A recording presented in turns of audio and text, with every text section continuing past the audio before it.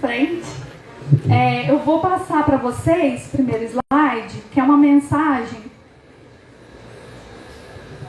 A metodologia ainda consegue equilibrar o aprendizado entre os diferentes perfis de estudantes. E para fortalecer ainda mais a aprendizagem, cada aluno fica com seu próprio material didático, o que abre novas possibilidades para assimilar o conteúdo e ir além dos estudos. Sim, um sistema de ensino que promove a educação de alto nível para seu município, garantindo uma gestão de excelência para os melhores resultados.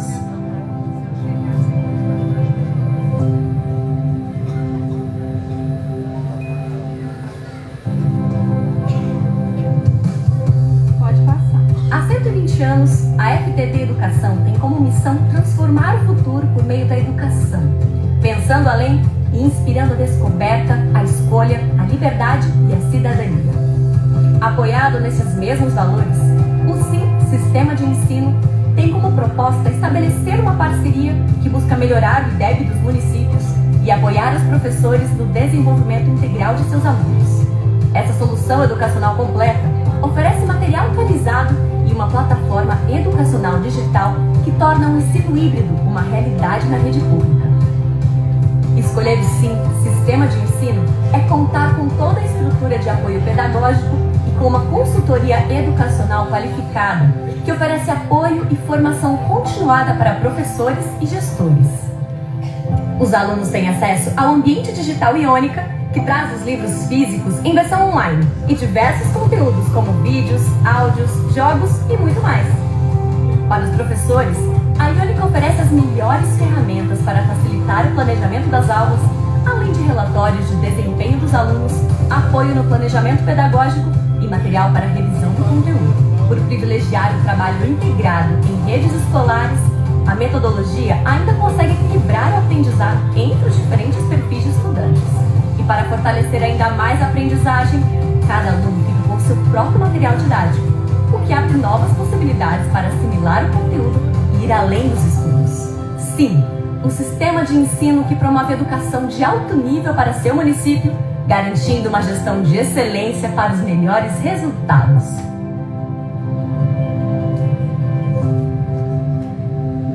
Pode voltar um. Eu coloquei então para vocês aqui que ensinar é um exercício de imortalidade. De alguma forma, continuamos a viver naqueles cujos olhos aprenderam através da nossa palavra. E vocês, como profissionais de educação infantil, estão no início dessa formação. Quantas vidas são modificadas, quantos destinos são modificados e construídos com a mão de vocês. Cada adulto hoje tem a mão do seu professor, né, na sua formação como pessoa, como cidadão, como profissional. E tudo começa na educação infantil. E eu vou mostrar para vocês o como é importante a educação infantil, o quanto ela precisa ser mais valorizada, mais financiada, porque é onde tudo começa. E vocês vão entender isso baseado na neurociência que eu vou trazer para vocês hoje. Eu vou passar rapidamente pelos autores, que lá em São Lourenço, que eu não sei quem conhece São Lourenço, é no Circuito das Águas, no sul de Minas. Então, nós estamos trabalhando muito em cima dessa neurociência e estamos tendo resultados assim brilhantes, de pouco tempo e efetivos. Então, eu vou colocar para vocês os autores, pesquisadores que nós seguimos, porque quando você segue uma linha de evidência científica, fica mais fácil acompanhar e entender os processos de aprendizagem. Então, vou passar rapidamente para vocês as fontes de pesquisa que nós estudamos e usamos para a formação dos nossos professores lá. Educação de alto nível para seu município, garantindo uma gestão de excelência. Então, o Stanislas Dehaene, ele é um neurocientista francês e ele tem esse livro que é a Bíblia da Alfabetização, que são os neurônios da leitura, da escrita. Então, esse livro e esse pesquisador, ele coloca para nós como o cérebro trabalha para a aquisição da leitura e da escrita em si. E isso começa na educação infantil, porque o cérebro é preparado desde o nascimento, aliás, desde a gestação, para a habilidade complexa que é a alfabetização. passar. Jaime Zorzi é um fonoaudiólogo, ele é o pai da linguagem, da fonoaudiologia escolar no Brasil. Ele tem os 2 livros, Aprendendo a Escrever e As Letras Falam. Muitas pessoas conhecem os vídeos, né, das Letras Falam, que tem uma moça que faz o som das letrinhas, as letrinhas vão subindo. Então é um projeto também chamado As Letras Falam, vocês encontram na internet para download gratuito do material desse livro. Pode passar. Renata Giardini, que é uma fonoaudióloga, criadora do método das boquinhas. Acredito que muitos já ouviram falar. O método das boquinhas é um método visual e articulatório. Ali a criança vai perceber o som que é realizado e a articulação da boca. Esse método ele é muito bom utilizado para os nossos alunos autistas. Porque a leitura escrita é um processo abstrativo, é uma coisa que você não pega, não apalpa, não é concreto. E o método das boquinhas é um método concreto, visual, sinestésico, né, porque é o movimento, proprioceptivo, que você sente a boca, a língua. Então é um método muito bacana para se usar com as crianças com TEA. Pode passar. O Fernando Capovilla, que é o criador do método alfabetização fônica. Então, o fônico vai trabalhar os sons das letras, das sílabas. O Fernando Capovilla, que é um psicólogo, ele é um estudioso da neurociência também. E ele percebeu que a alfabetização multissensorial, quando você utiliza todos os sentidos, e na criança menor possível, já colhe os frutos nas crianças maiores.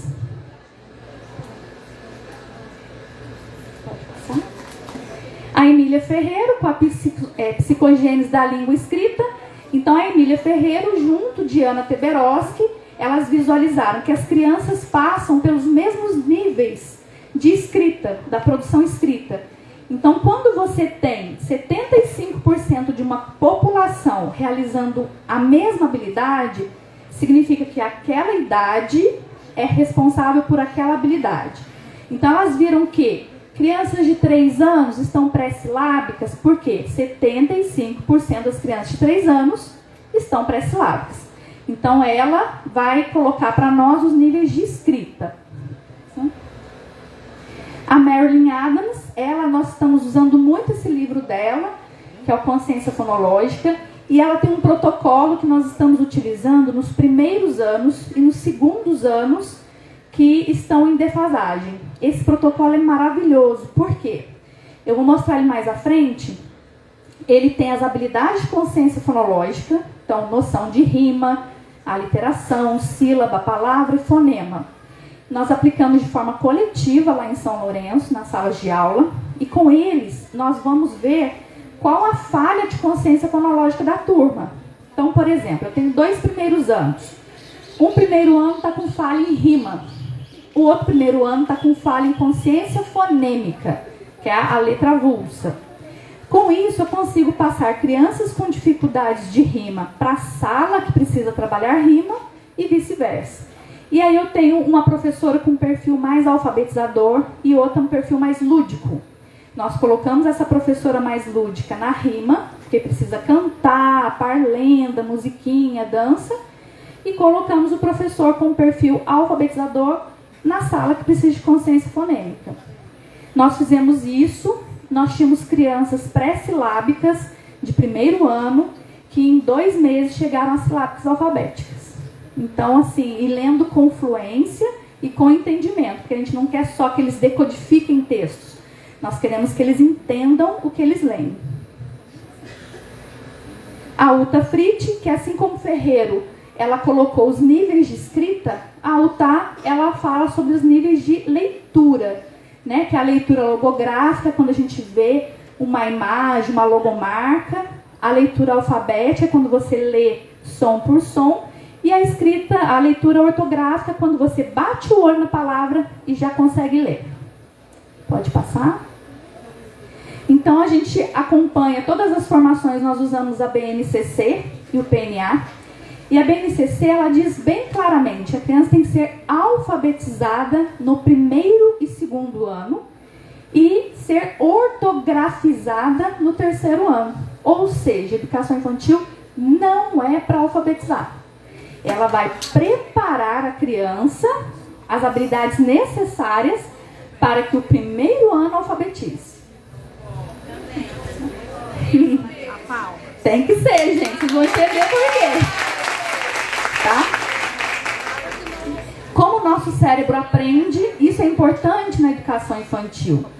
Por quê? Nós aprendemos 10% lendo, 20% ouvindo, 30% observando, 50% vendo e ouvindo, 70% debatendo com os outros, 80% praticando e 95% ensinando os outros.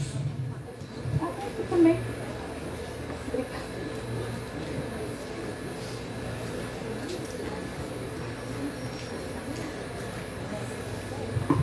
Por que isso é importante? Se nós ficamos alfabetizando as crianças na educação infantil, elas estão lendo e ouvindo. Então, nós estamos atingindo 20% do cérebro dessa criança. Se nós colocamos essa criança no lúdico, no brincar, no movimento, no correr, no físico, no prático, nós estamos usando 80% da habilidade cerebral dessa criança. Então, por isso que a alfabetização tem que ficar reservada ao Fundamental 1. Porque se nós perdemos isso agora, não vai ser feito depois. Um aluno de 3º ano não vai pular corda, um aluno de 5º ano não vai aprender a recortar, picotar.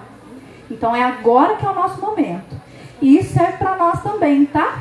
Sempre que vão estudar para um concurso público, uma prova, faculdade, é a mesma coisa. E uma coisa importante é o cerebelo. O cerebelo é o órgão do movimento, fica na região da nuca. E ele é o órgão responsável pela aprendizagem e memória. Então, qual é o melhor momento para eu aprender um conteúdo novo? Depois da educação física. Tá? Por quê? Depois do almoço, o que acontece? A gente aprende alguma coisa? Não. O sangue está lá no estômago. Depois de uma atividade física, o sangue se concentra no cerebelo. Se ele é o órgão da memória e da aprendizagem, eu tenho um estímulo a mais para aprender depois de uma atividade física. E o que a gente costuma fazer com os nossos alunos? Pelo menos na rede que eu vou. Depois da educação física, abaixa a cabecinha, descansa, dá uma relaxada. Não, gente, é nesse fervor que a gente vai ensinar alguma coisa, tá? Aproveitar que eles estão suados, quentes, agitados. E até para nós, vamos aprender um conteúdo novo, faz um alongamento, uma caminhada, um polichinelo, ativa esse cerebelo para aprender melhor. Então vamos falar um pouquinho da neurociência da aprendizagem. Pode passar. Olha como o trabalho de vocês é importante aqui. Nos primeiros 3 anos de vida são os mais intensos de um ser humano. Nesses 3 anos ele aprende a sustentar a própria cabeça, a sentar, a comer, a falar, a andar, a pular, a tirar objetos, colocar objetos em 3 anos só. Ele vai de um bebê recém-nascido a uma criança que fala, anda, corre, come. Então, nesse momento, são 4 trilhões de conexões nervosas acontecendo no cérebro o tempo todo. Então, o cérebro da criança é uma esponja. Tem conexões 3 vezes maior do que um adolescente. 5 a 6 vezes maior do que um adulto. Então, é nesse momento em que tudo pode ser ensinado e aprendido pela criança.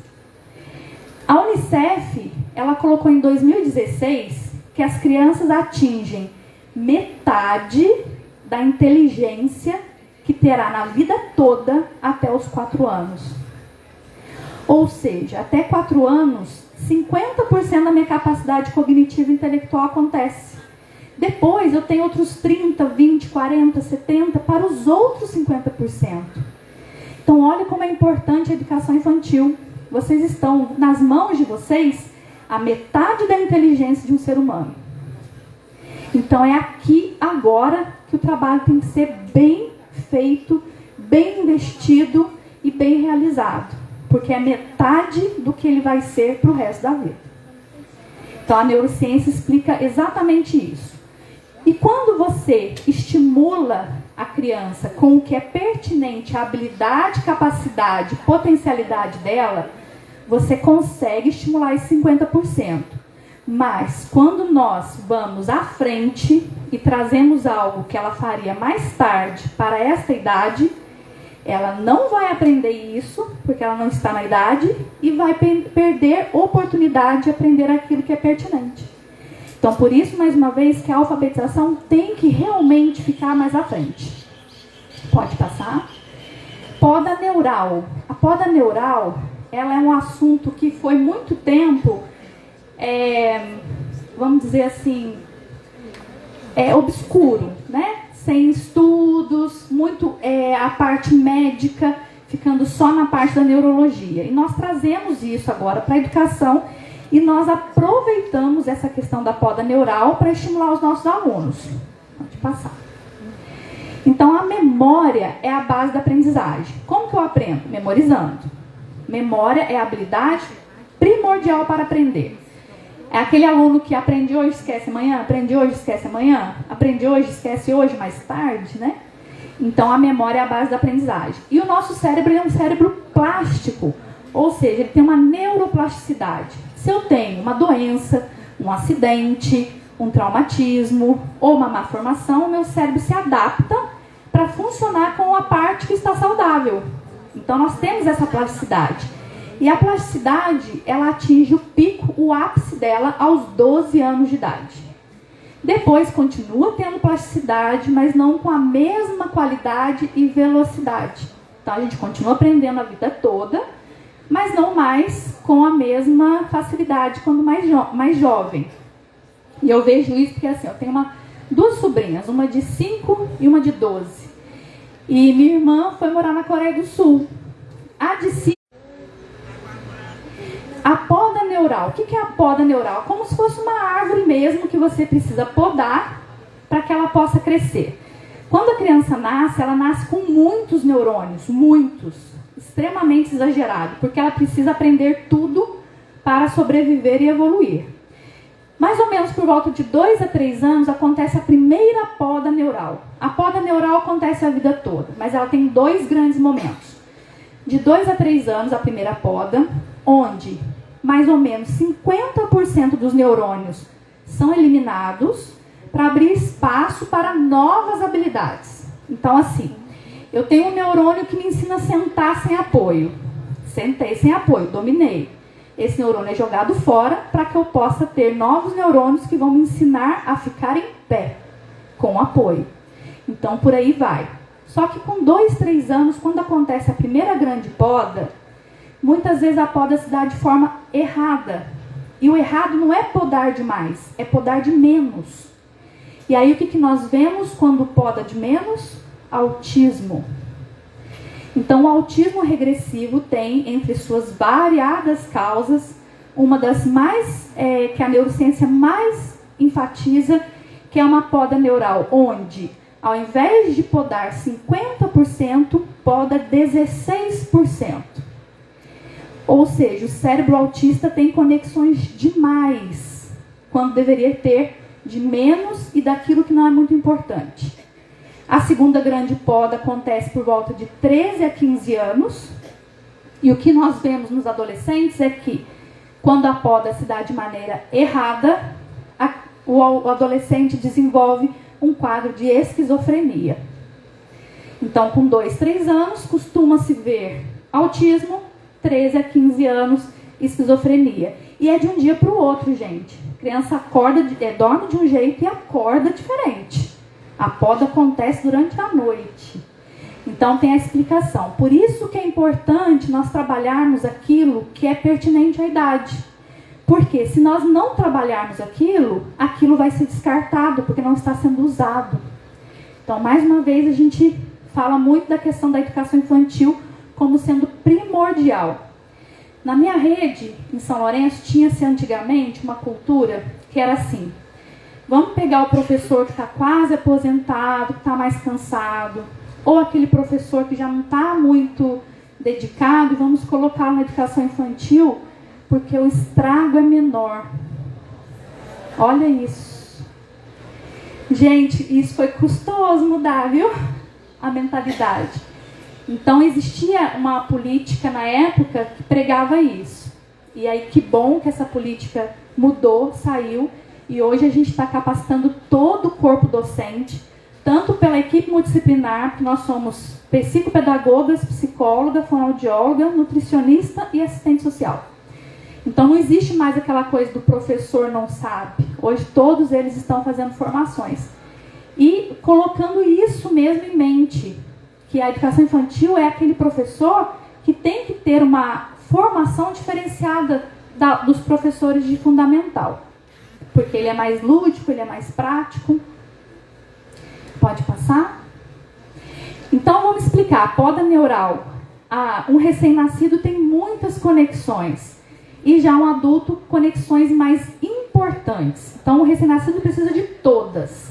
O adulto precisa das certas, das necessárias. E o que acontece com o autista?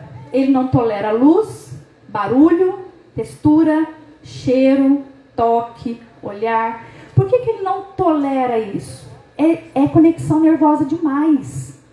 Tudo chega nele com muita intensidade. Quando nós sofremos poda neural, eu consigo focar em alguma coisa e desligar das outras. Ele não, ele tem estímulo nervoso para tudo ao mesmo tempo e com a mesma intensidade. E aí o que ele faz? Ele se isola. O isolamento é para evitar uma superexposição. E quando meu autista começa com ecolalia ou estereotipia, ele entra em crise, o que eu tenho que fazer? Tocar nele? Não, é mais um estímulo. Falar, calma, calma, não fica assim? Não, é mais um estímulo. Você está colocando mais estímulo nesse autista e a crise vai ficar pior. Quando ele entra em crise, ele está mostrando, esse ambiente para mim está super estimulado. Tem que tirá-lo desse ambiente, levá-lo para um ambiente mais tranquilo, para ele se autorregular e aí sim retornar com ele para a sala de aula. Sem falar nada e sem tocar de forma muito intensa no aluno. A gente sabe assim, quando bate um pé, o dedinho ou bate alguma coisa, o que a gente faz? Já vai com a mão ali esfregar, não vai? Quem faz depilação, depiladora vai lá, arranca aquele tufo e já faz um carinho depois. Por que isso? Porque o tato é o estímulo que chega mais rapidamente no cérebro. Mais do que a dor, calor, frio. O tato é o que chega mais rápido. Então, tentar evitar tocar muito no autista quando ele estiver no momento de crise. Claro que, se ele estiver oferecendo risco a ele e a outros, ele tem que ser contido, né? Com muito cuidado. Mas o tato, ele é o estímulo mais rápido para chegar. Tanto que nós orientamos as professoras. Quando o aluno está muito disperso, aluno com TDAH, com dislexia, deficiência intelectual, que está ali na sala, não está rendendo, chegar nele e ficar um tempo fazendo ali um tato com ele, para que ele volte a atenção a você. Porque o tato faz essa atenção retomar. Pode passar? Então aqui a diferença em cima de um cérebro de uma pessoa com TEA e embaixo o cérebro de uma pessoa sem o TEA. Então, como que essa criança consegue estar num ambiente superestimulado? É muito difícil. Então, a poda neural ela vem para explicar esse comportamento do TEA e explicando como ele se comporta, explica também como nós deveríamos agir com este aluno. Pode passar. Gente, estou muito rápida? Tá bom? A prevalência do autismo. Então, até o ano passado, era um autista a cada 44 nascidos. Em 2023, agora em março, saiu a nova resolução que já temos um autista a cada 36 nascimentos. A prevalência é alta demais. Então, nós temos que trabalhar, nos adaptar, nos capacitar para receber esse público. Eu, particularmente, acredito que nem todo caso que está com diagnóstico TEA é realmente TEA. Porque existe um transtorno chamado TDL, que é o transtorno do desenvolvimento da linguagem. Ele ocorre em 8% dos alunos de uma escola, enquanto o TEA ocorre em 3,5%. Vocês já tiveram algum TDL? Se eles ocorrem pelo dobro de ocorrência do autista, onde estão essas crianças? Onde estão os nossos TDLs?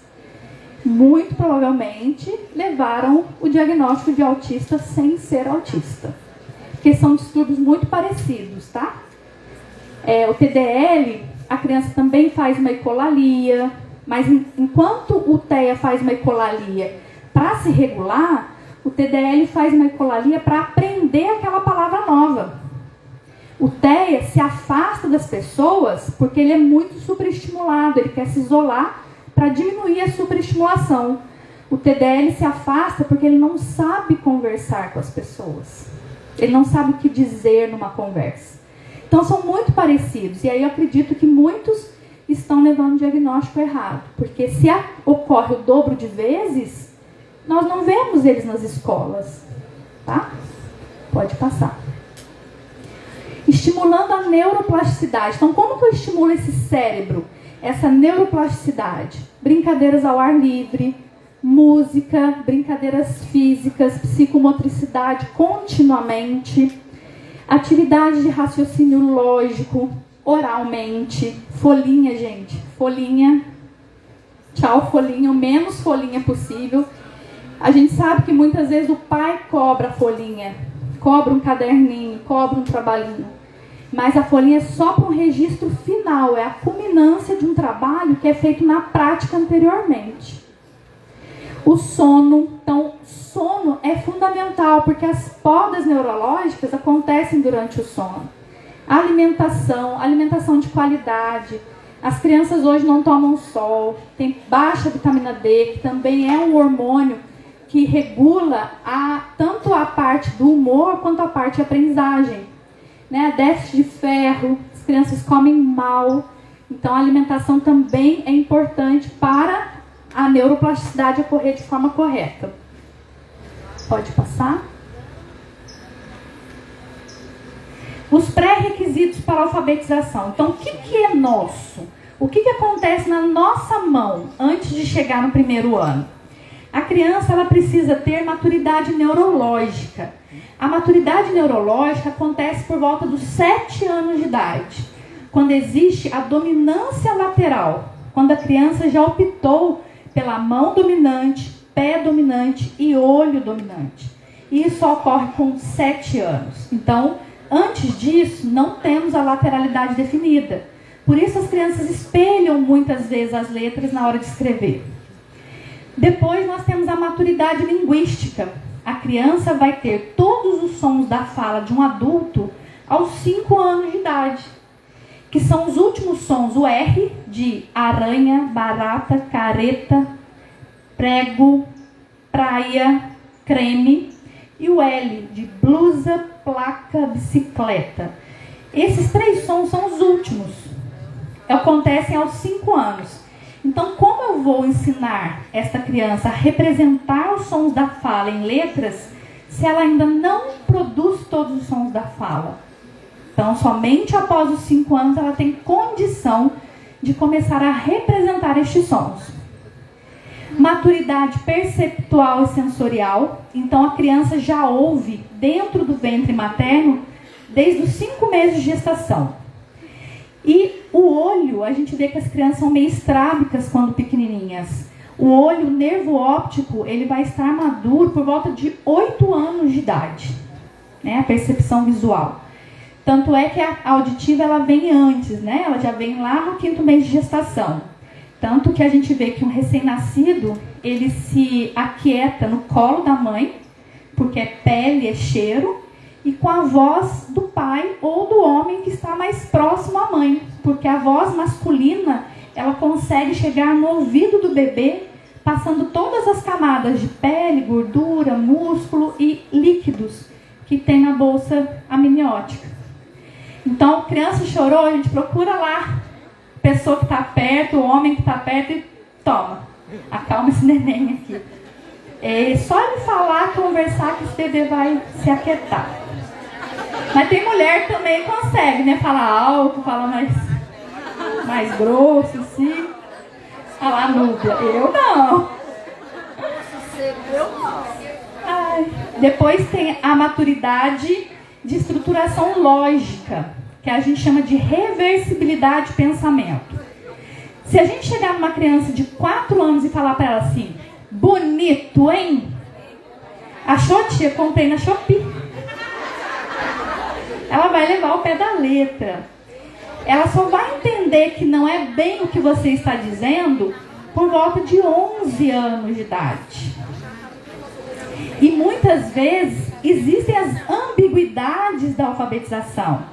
Quando eu falo para você, eu vi a manga. Qual manga? Da blusa? A fruta? Né? Ah, eu vi carteira. Carteira de escola? A carteira que entrega a carta? A carteira que guarda o dinheiro? Então nós precisamos de um contexto para entender a palavra. E a criança só consegue no contexto literal. Se você colocar uma metáfora, ela já vai se perder. E por fim, a maturidade psíquica. Né? Os psicólogos falam com maior propriedade, mas é por volta de 5 anos de idade, onde ela percebe o eu, o ego, né? O id, ela se faz parte desse mundo, ela se percebe. Então, a questão da personalidade. Então, a gente vê aqui que todas as maturidades necessárias para a alfabetização começam a ocorrer por volta de 5 anos. Então, não adianta a gente querer trazer para nós isso. Então, da educação infantil, o que é da educação infantil? Que é o quê? Trabalhar as condições para que essas maturidades ocorram a partir dos 5 anos de idade. Pode passar. Vamos falar um pouquinho da consciência fonológica. Pode passar. Então, o Capovilla, que é um daqueles autores do começo, ele diz o quê? A consciência fonológica, muitas vezes confundida com o método fônico, não é um método, é uma habilidade que nós temos de perceber os sons da nossa língua, manipulá-los em forma de, por exemplo, eu pego a palavra vaca. Eu tenho 2 estruturas aqui que eu uso para montar a palavra cavalo. Então eu faço essa manipulação de sons. E depois de representar esses sons em letras. Então, a habilidade de consciência fonológica não é método fônico, mas ela tem que ser trabalhada em todo e qualquer método de alfabetização que for escolhido. E a consciência fonológica, ela começa por volta de 3 anos de idade. Então, nas crianças ali de maternal, já começam os processos de consciência fonológica, que vão se culminar no 2º período, com a criança de 5 anos, para que então os professores de 1º ano usem essa habilidade para a alfabetização. Pode passar. E aqui, lembra da Emília Ferreira que eu falei no começo, dos níveis de escrita? A gente vai ver bem como coincide as habilidades de consciência fonológica. Quando nós pedimos para uma criança de 3 anos escrever uma palavra, o que ela faz? Coloca um monte de letras, certo? Então, a noção que ela tem de palavra coincide com a fase pré-silábica. Eu preciso de muitas letras para escrever uma palavra. Quando ela vai para a etapa seguinte, ela começa a fazer o quê? Uma letrinha para cada sílaba na produção escrita, coincidindo com o nível silábico e coincidindo com a consciência de sílaba que ela tem. Quando você pergunta para uma criança de 4 anos que letra começa a palavra tomate, ela vai falar para você to. Que letra começa a palavrinha mala? Ela vai falar para você ma. Ela não vai falar M. E por que ela fala assim? Porque é assim que ela entende. É assim que ela pensa. E se nós sabemos como ela pensa e entende, eu parto daqui para ensiná-la a ler e escrever. Então, tem os universais de Jacobson, que Jacobson é um outro neurocientista, que ele diz o quê? A compreensão vem antes da produção. Bebês não falam, mas compreendem. Então, assim, a compreensão vem antes. Muitas vezes eu compreendo o processo e depois eu produzo. Vou lá na internet, pego uma receita de panqueca. Ah, compreendi. Depois eu vou lá executar. Nem sempre dá certo, né, mas a produção. Mas você tem a compreensão que vem antes. A criança, ela mostra para você, eu compreendo assim. Então, se você partir daqui, eu vou aprender. Mas se você partir de lá, eu não vou alcançar. Depois, ela vai fazendo o quê? Ela percebe que a sílaba precisa ter mais de uma letra. E aí ela coincide com o nível silábico alfabético e, por fim, o alfabético. O que nós costumamos a fazer com as nossas crianças? Ensinar a letra avulsa e depois a palavra. Mas ela só entende da palavra para depois a letra avulsa. Então nós estamos meio que na contramão do que a neurociência tem dito. Então a gente tem que ajustar. Dá medo, mudar um perfil de trabalho, né, complicado. Na rede que eu trabalho, a gente antigamente tinha, por exemplo, a palavra mesa. Estava lá a etiqueta na mesa, o M estava vermelhinho. Hoje está o me vermelhinho.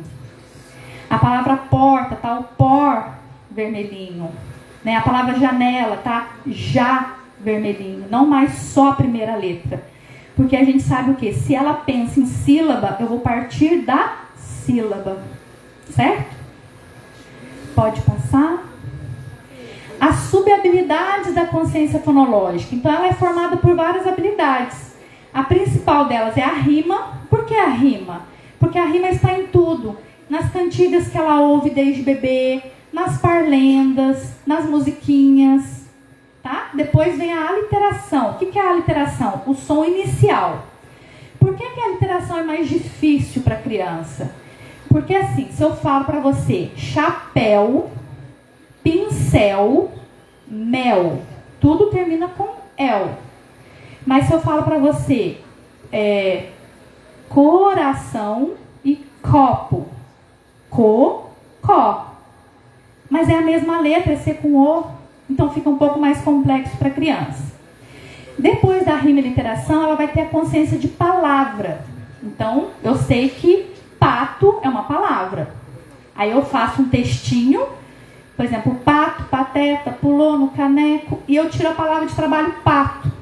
Trabalhei a palavrinha pato. O que rima com pato? O que começa com o mesmo som de pato? Depois nós vamos para a noção de sílaba. Pato. Tem 2 sílabas. Bate palminha para cada sílaba, pula para cada sílaba. Depois, nós vamos fazer o quê? Dissociar essa sílaba em 2 letras. O pá, olha, pá. Não tem só o A, tem uma coisa antes. E se tem um movimento antes, tem uma letra para esse movimento. E aí, então, eu vou ensinar a letra avulsa. Tá? É esse o caminho que é descrito nos trabalhos desses autores todos. Pode passar. Ali atrás estava também a consciência de sílaba, né, de fonema, e o abacadá. Eu não sei se vocês já ouviram falar desse abacadá.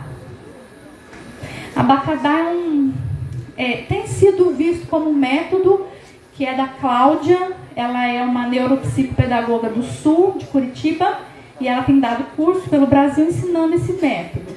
Esse método é um método silábico. Ao contrário de nós, que a gente escolhe uma consoante e varia as vogais, ba, be, bi, bo, bu, o abacadá fixa a vogal e varia as consoantes, pá, tá, ma, lá, fá, vá, cá. O abacadá eu vejo assim, ele é muito bom para algumas crianças por algum tempo, principalmente as crianças com deficiência intelectual. Mas depois que a criança pega o processo, tem que abandonar. Porque senão a criança sabe escrever bala, mas não sabe escrever bolo. Tá? Então aí tem que desvincular. E aqui nós temos a ordem de aquisição fonética. O que nós fazemos? Se a criança fala, ela tem que estar falando o som do P e do B com 1 ano e meio e o R com 5 anos, qual é a letra e o som que faz mais sentido eu trabalhar primeiro? O que tem há mais tempo no repertório neurológico dela. Porque ela usou mais tempo, ela percebe há mais tempo, ela tem ele memorizado há mais tempo. Então nós aproveitamos a ordem da aquisição desses sons na fala da criança e usamos na mesma sequência para a apresentação das letras do alfabeto. Por quê? Imagina se eu mostro para a criança o X. O X é xícara, o X é exame, o X é exceção. Uma letra, 3 sons. Então isso faz muita confusão. Então nós usamos essa sequência de apresentação de letras e sons para as crianças pequenininhas, brincando mesmo nas músicas. A gente consegue puxar da internet musiquinhas com o fonema P. Aí tem a musiquinha que fala bastante do P, repete bastante o P. Então, seguindo isso aqui, mais ou menos, as crianças fazem um sentido melhor e um entendimento maior, porque eu consigo representar aquilo que é mais familiar para mim. Pode passar? Aqui nós temos, desse lado são as boquinhas, que é o método da Renata Giardini. Ali nós colocamos uma boquinha e embaixo nós colocamos a letra que a boquinha representa.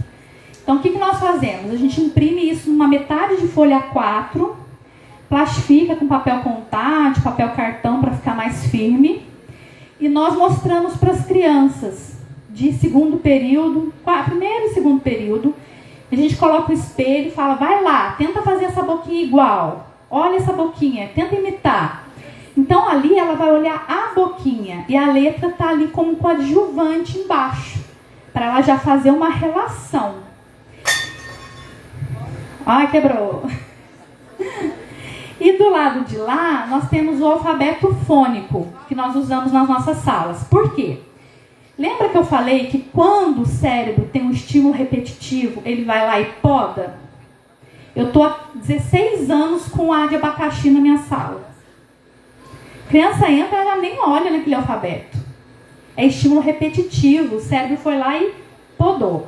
Aí eu troco, eu coloco o avião ali. Ela entra na sala e, opa, estímulo novo, o cérebro está lá, ó, estímulo novo. Depois ele vai se acomodar de novo. Então, qual a orientação que nós damos? Eu e mais 2 colegas, nós temos um alfabeto. Então, o meu é de avião, o dela é de anel e da outra é abacaxi. A cada 2 meses, a gente gira os nossos alfabetos entre nós. Porque aí é estímulo novo todo momento. A criança não se adapta, não se acomoda naquele estímulo repetitivo. Ou então, nós usamos o alfabeto fônico, porque a boquinha do F é essa para sempre, não muda. Tá? Então, é a articulação do som, que vai ser para sempre. A é A e não muda nunca mais. Então, a gente também opta ou em rodar esse alfabeto em sala ou usar o fônico. E assim, no final, gente, eu vou deixar os meus contatos. Tem uma página no Instagram. Se vocês entrarem lá, tem um link do WhatsApp. Entrando no WhatsApp, eu vou colocar para vocês. Eu posso colocar os slides, vou colocar o alfabeto e vou colocar os 2 testes que eu vou falar daqui a pouquinho. Aí vocês podem baixar, gratuito, e utilizar nas crianças de vocês. Pode passar. Agora eu vou fazer um teste com vocês. Então vamos lá. Leitura pela rota fonológica. O que é a rota fonológica? É a consciência que eu tenho do som que aquela letra representa. Então eu vou converter aquela letra em som. É uma codificação que eu faço. E aí ali eu preciso do sistema alfabético. Então saber que essa letra tem esse som. E aí eu vou conseguir ler qualquer palavra, mesmo palavras que eu nunca vi na vida. Então eu vou colocar umas palavras e vocês vão tentar ler em voz alta a palavra que vai aparecer aqui, para vocês perceberem o que é ler pela rota fonológica, que é a leitura que a criança faz por volta de 5 anos de idade ou 6 no primeiro ano. Tá? Pode passar.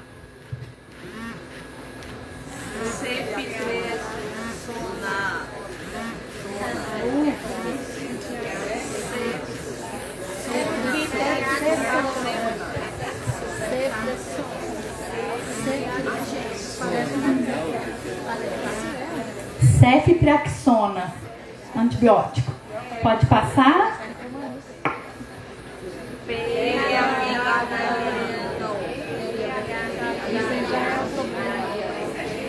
Periamigdaliano. É infecção de amígdala. Eu estou perigmeado. Pode passar.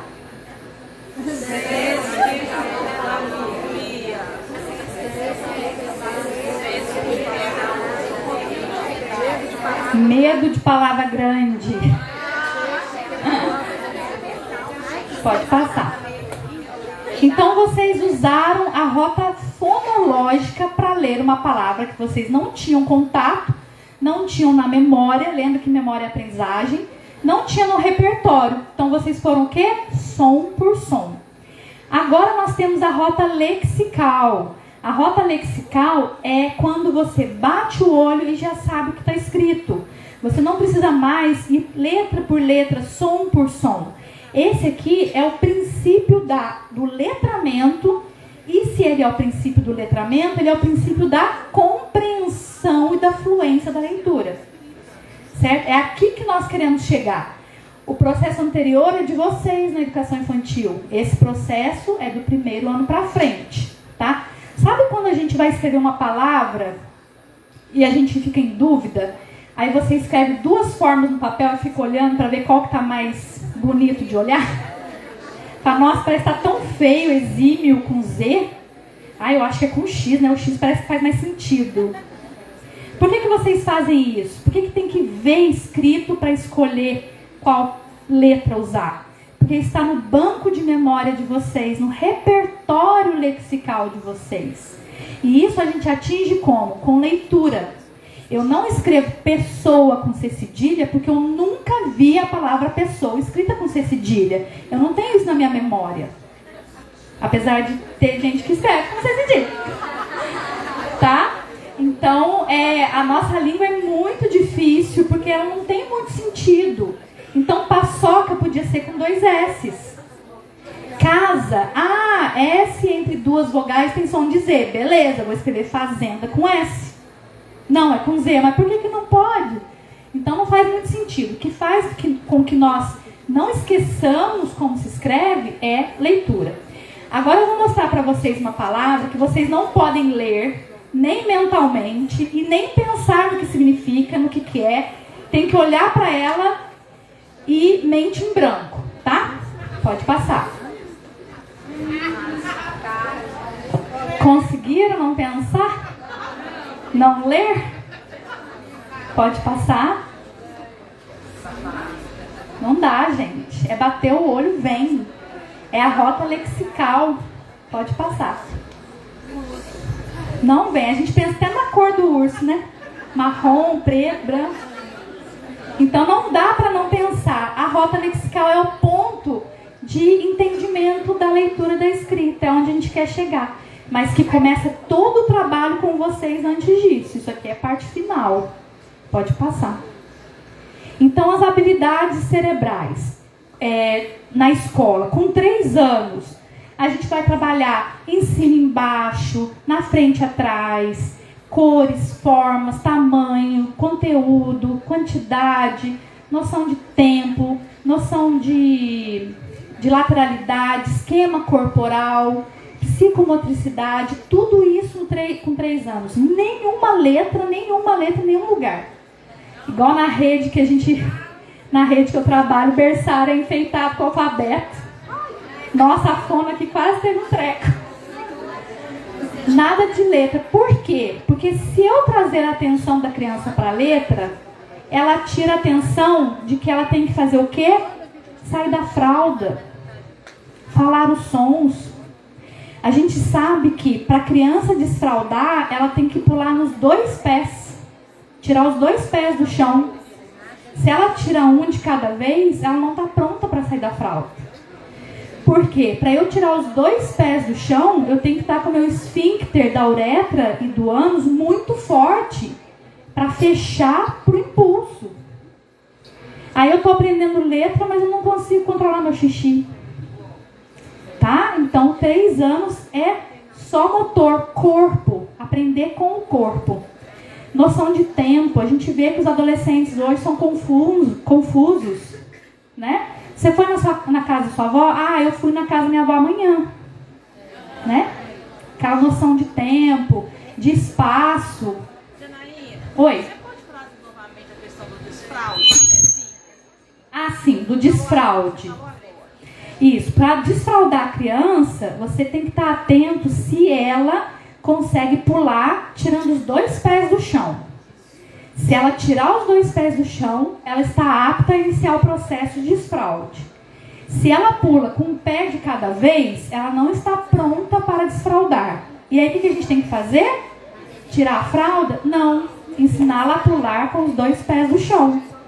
Preparar esse esfíncter para então iniciar o desfraude. Tá? Que é importantíssimo. A mesma coisa na alimentação. Criança que não mastiga bem, não fala bem, não engole bem. A mastigação é importantíssima para o desenvolvimento do crânio e da face. Assim como a deglutição. Então, muitas vezes a gente vê, isso na nossa rede a gente adaptou. Criança de berçário, B1, B2, no cadeirão se alimentando e o pezinho voando lá, ó, sem apoio. Tentam colocar um gole de água na boca, tirar os 2 pés do chão e engolir. É difícil. No hospital, quando a gente tem um paciente acamado no hospital, que está saindo da sonda e indo para a alimentação oral, o que eu costumo fazer? A gente faz um rolo com o edredom, colocamos no pé do paciente e seguramos o pé do paciente e pede para ele engolir. Ele engole muito melhor do que quando ele está com o pé solto na cama. A mesma coisa aprendizagem. Criança de 1º ano que está na sala, que também funciona o 7º ano. Carteira alta, criança com o pezinho pro ar. O que a neurociência fala? Se eu estou com o pé fora do chão, não mando estímulo para a sola do pé, e esse estímulo não vem pela minha coluna, ele indica que eu estou vulnerável a ser atacado. Nós somos animais. Eu posso ser atacada, sofrer alguma situação e eu não estou preparada para fugir. Então a minha atenção fica difusa. Eu presto atenção em todo o ambiente. Inconsciente, tá, gente? Isso aí é reflexo mesmo, instinto. Quando eu coloco os 2 pés no chão, eu consigo focar a atenção, porque eu estou segura. Se algo me acontecer, eu estou pronta para sair. Então, ensinar crianças que estão com os pezinhos fora do chão também complica. Por quê? Lembra que o órgão do aprendizado é o cerebelo? E o cerebelo é o órgão do equilíbrio, do movimento? Pé no chão para aprender melhor. Tá? 4 anos. Vamos ensinar os sons das sílabas. Não nomear as letras. Janela começa com já. Tomate começa com to. Porque é o que ela entende. Com 5 anos, eu começo a desmembrar essa sílaba que janela começa com j, a, j, a. O que acontece quando eu ensino nome de letra para a criança? Ela vai escrever janela, ela põe um G. Ganela. Por quê? Ela vai usar o nome da letra pelo som. Vai escrever casa, ela coloca a letra K. Ela mostra para você, olha, eu não preciso de nome de letra, eu preciso de som. Se você me deu um nome, eu vou adaptar esse nome como som. Galinha. H, linha. Tá? Então ela mostra para vocês como elas aprendem. Pode passar. Aqui é a pirâmide da fono Simone Capellini. Ela fala o quê? Que para eu ter fluência e compreensão de língua desmorona. Então, vocabulário, hora da rodinha, rodinha livre, rodinha com tema, para a criança colocar, ver coisas diferentes na escola, nomear tudo para ela, dar as características dela. Então, a base de toda a alfabetização e compreensão ledora é vocabulário. Eu não consigo escrever se eu não tiver vocabulário. E o que os nossos alunos de ensino médio fazem hoje? Quando a gente pede para eles, na minha rede, a gente tem até 9º ano municipal. Chego para eles e falo assim, escreve uma frase para mim. Nossa, dona, escrever assim? É escrever. Mas o que eu escrevo? Qualquer coisa. Nossa, mas eles não têm iniciativa. Aí o que eles escrevem? A escola é grande. Meu amigo é legal. Gosto daqui. É pobre de vocabulário. Tá? Pode passar? Então, a escrita nada mais é do que a representação dos sons da fala. E quando a consciência fonológica é trabalhada, vocês habilitam a área neurológica da linguagem, que vai ficar mais fácil para eles aprenderem depois os conteúdos didáticos futuramente. Pode passar. Aqui também fala assim, que 90% das crianças que têm dificuldade na alfabetização, quando você aplica aquele protocolo Adams que eu falei, dá falha na consciência fonológica. Então nós temos 90% do fracasso de alfabetização relacionado ao problema de consciência fonológica e 10% de problema de alfabetização relacionado a transtornos. Então é muito grande o perfil, né? E aqui os exemplos de atividade de consciência fonológica. Então, bingo sonoro, telefone sem fio, história cumulativa, você pode fazer ditados populares, rimas, adivinhações. Então, eu posso falar para a criança, eu fui no supermercado e comprei tomate. E você? Cebola. E você? Arroz. E você? Tomate. Ih, não pode, eu já falei. Ele tem que estar atento aos colegas falam, aumenta o vocabulário, aumenta a percepção auditiva. Pode passar. Jogo da memória, que é a memória é a base da aprendizagem, então o jogo da memória está lá. Jogo do intruso, então eu coloco ali um grupo semântico, frutas. Coloco 4 frutas e uma cadeira. Qual que não faz parte? Ah, cadeira. Coloco 4 frutas, a criança olha, eu tiro uma. Qual que eu tirei? Ah, você tirou a maçã. Tá? Então, essas atividades são bem bacanas. Bandinha musical, não sei se vocês têm nas escolas, é muito legal para trabalhar som curto, som longo, som grosso, som fino. Ah, mas eu acho que ele escuta. Tudo bem, você pode. Não tem condições fisiológicas e neurológicas, porque o cérebro está dentro deste corpo que padece, para aprender corretamente. Alterações na fala de quem ensina. Se eu falo brusa, o meu aluno vai falar brusa. E não adianta, gente, professor vale mais do que mãe nessa hora. Mãe, a tia falou para eu levar uma blusa. É blusa? Eu falei, não, minha tia falou que é brusa. Vocês têm um poder que vocês nem imaginam. Tá? Vocês ganham da mãe facinho. Então, assim, quem tiver problema de fala, o profissional que tiver problema de fala, procurar um especialista, tratar, que vocês são modelos de fala para essa criança, certo? E o pós-pandemia, crianças com muitas telas, não se exercitaram, não se movimentaram, cerebelo é o órgão do movimento, ficou parado e trouxe menos conexões nervosas para a aprendizagem. Pode passar. E aqui é um quadro, eu vou mandar para vocês, que é assim, como saber se meu aluno pode ter um transtorno? Então ele tem uma dificuldade que é um pouco diferente dos outros. Sim, eu coloquei ele em grupos menores e adaptei materiais. A dificuldade permanece? Sim. Coloquei ele em reforço individual. A dificuldade permanece? Sim. Eu coloquei ele em atividades do AE, em atividades multissensoriais. A dificuldade permanece? Sim. Então você pode estar diante de um transtorno e não só de uma dificuldade. Pode passar. Aqui é o protocolo Adams, que nós usamos, que eu falei para vocês, de primeiros e segundos anos. É super fácil de usar, eu vou mandar para vocês. Tem a explicação de como aplicar e ele aplica de forma coletiva na sala de aula. Pode passar. E aqui, olha lá, boneca. A criança colocou BNK. Ela usou o K, o nome da letra pela sílaba. E cobra, ela colocou o QRA.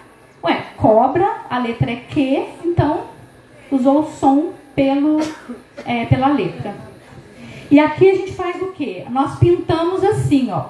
Quando a criança faz 5, 4 pontos, verde. Faz 3, amarelo, sinal de alerta. Faz 1 ou 2, vermelho. Ali é o ponto de fragilidade. Então essa criança sabe rima, sabe sílaba, não consegue muito a literação e errou a quantidade de fonemas. Então ela precisa de um trabalho de consciência fonêmica. Então ele é bem visual para a gente poder organizar o trabalho. Esse é o Prelic, que nós estamos usando na nossa rede hoje. Ele avalia todos os segundos períodos. Tá? Ali não avalia leitura, escrita, nada. Avalia todas as habilidades precursoras da alfabetização. Noção de quantidade, tamanho, cor, forma, hoje, ontem, tempo, espaço, lateralidade, esquema corporal. Então, esse pré que a gente está avaliando de forma individual, criança por criança, e nós vamos terminar essa avaliação agora, semana que vem. Em setembro vai ser anunciado o resultado e as professoras de segundo período vão saber o que precisam trabalhar até o fim do ano, para que a criança chegue no primeiro ano do ano que vem com todas as habilidades, pelo menos, trabalhadas, aquelas necessárias para a alfabetização. Pode passar. Aí tem a mesinha, então a gente só usa material concreto, porque não tem como eu avaliar em folhinha se eu ensino no concreto. Então a gente prepara uma mesa de materiais e a gente avalia as crianças individualmente. Orientações. Então o som tem mais importância do que o nome da letra e a grafia da letra para a educação infantil. Saber todo o alfabeto é uma exigência social, né? Quantas crianças que a gente tem que sabe falar o nome de todas as letras, mas não lê nada? Várias. Ué, mas se saber nome de letra me faz ler, por que eu não leio se eu sei todos os nomes de letras? Porque não sabe o som, certo? Acesso ao alfabeto nas salas de aula, né, como nós falamos, de trocar os alfabetos, evitar a acomodação neurológica com alfabeto repetitivo, consciência fonológica, trabalhar todos os dias, psicomotricidade, trabalhar todos os dias, não precisa ser só na educação física, psicomotricidade pode ser feita dentro de sala, pode ser feita na hora que você sai no pátio, não só com o professor de educação física. Então, tudo isso para trabalhar os precursores da educação infantil. Pode passar? Os direitos fundamentais das crianças, né, pela BNCC, papel na mão e mesa, não vão garantir os direitos de aprendizagem. É corpo, movimento. Pode passar. Aqui estão os meus contatos, tá? Eu quero agradecer a todos vocês pela atenção. Espero ter contribuído um pouquinho com vocês, com a fonoaudiologia educacional. Se alguém tiver alguma dúvida, se quiser perguntar agora, se quiser perguntar no WhatsApp também, tá? Então eu espero que eu tenha trazido um pouquinho para vocês de uma contribuição. E muito obrigada pela atenção de todos. Muito obrigada.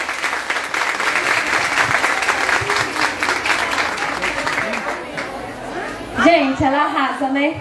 Janaína. Volta o contato da Janaína, por favor. Mas aqui o pessoal de Pompéu, se quiser, a Núbia, tá? Tem o contato dela. Nós também vamos estar disponibilizando depois. Entre em contato com a gente na secretaria. Os slides da Janaína, tá bom? Pode entrar em contato conosco lá, que isso vai ser repassado. E aí, estão gostando? Tá lindo, né? Nós vamos agora ter uma pausa para o almoço. E nós temos um segundo momento depois do almoço.